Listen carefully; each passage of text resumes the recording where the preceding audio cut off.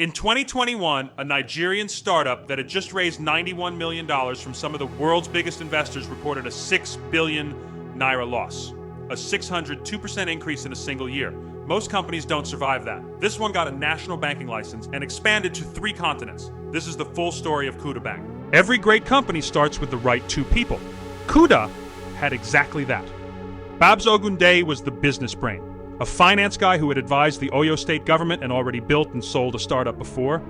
Musti Mustafa was the technical engine, a senior software engineer at Stanbic IBTC, who did something most fintech founders never attempt. He built Kuda's entire banking infrastructure from scratch. No shortcuts, no legacy systems borrowed from old banks. Built from zero. But Kuda didn't start as a bank. In 2017, it launched as Kuda Money, an online savings and lending platform. It worked, but Babs and Musti quickly realized something. As long as they were layered on top of existing financial institutions, they could never fully control the customer experience. They couldn't be truly free, so they made the pivot.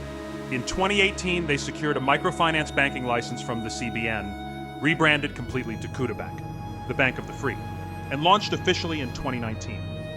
Their target? Every young Nigerian who had ever been charged a ridiculous fee by GTBank, Access, or First Bank. What happened next was unprecedented in African tech. In 2019, they raised $1.6 million to launch. By late 2020, they raised $10 million, the largest seed round in Africa at the time. Then in March 2021, Peter Thiel's venture capital firm, Valor Ventures, led a $25 million Series A. It was their first ever investment in an African startup. 5 months later, Kuda raised $55 million more at a $500 million valuation.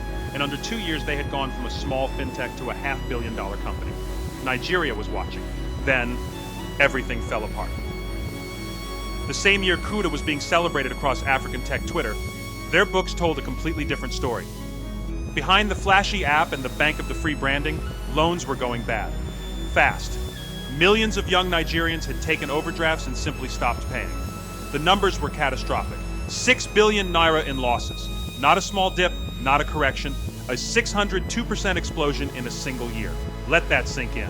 A company that had just convinced Peter Thiel's firm to invest for the first time in Africa was hemorrhaging money at a rate that would kill most businesses overnight.